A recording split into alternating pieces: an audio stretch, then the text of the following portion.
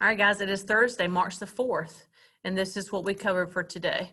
So for review from yesterday, I asked the class this question. So Samsung, which is from North Korea, they have given Verizon and US Cellular permission to sell their cell phones in the United States.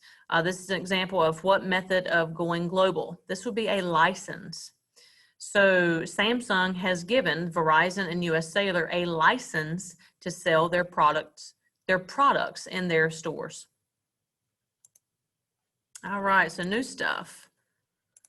We continued with how companies actually go global. If you remember from yesterday, we talked about just direct exporting with UPS and FedEx. We just reviewed licensing. Franchise is actually opening up your own location of it, like a Chick-fil-A, McDonald's, Subway, so you have to run your company the way that the corporation tells you to, their colors, their products, their services. Partnering is just when you join with another company and you guys maintain that partnership for years and years and years. And then a joint venture is when you actually join with another company temporarily to make one product and then you separate. So like the Travis Scott burger at McDonald's. You got McDonald's, you have Travis Scott, two different entities. They come together to make the burger and then they go about their separate ways. So new stuff today. Just continuing and how companies do go global. The next one is piggybacking. So think about giving somebody a piggyback ride. You're two different people, but you're just kind of helping them out, or they're just taking along a ride on your back. So just like with that example, you have companies that will go global by piggybacking off of another company. So two different companies, but the two products complement each other. They don't compete against each other. So a perfect example for that would be the OtterBox for your cell phone. The cover, the OtterBox does not compete with a cell phone at all. It's just a different product that goes along with another one. So it protects your cell phone. So the OtterBox is taking a piggyback ride off of your cell phone, off of your iPhone and your Galaxy.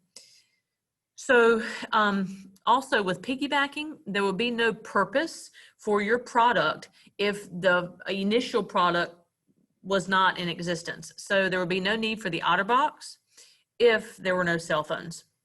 Another example for that is maybe a wedding. So let's say that you've got a DJ. The DJ finds out about the wedding, and then he says, "Look, man, I'm doing music for this wedding. I know you take photos. Why don't you come and take photos?" So for the wedding is the big project. Your DJ and your photographer, two separate companies, and they're just kind of complementing each other for the success of the wedding. The next way that a company can go global is a turnkey project. So with this, you want to open up your own company, but you don't want to build it yourself. So your contractor will build your facility from the ground up and then give you the keys when the project is finished. And then a greenfield investment. This is when a foreign company builds a facility in our country, or when a company from the United States would build a facility in a different country. I gave you guys the example of a Honda manufacturing plant. Honda is from Japan.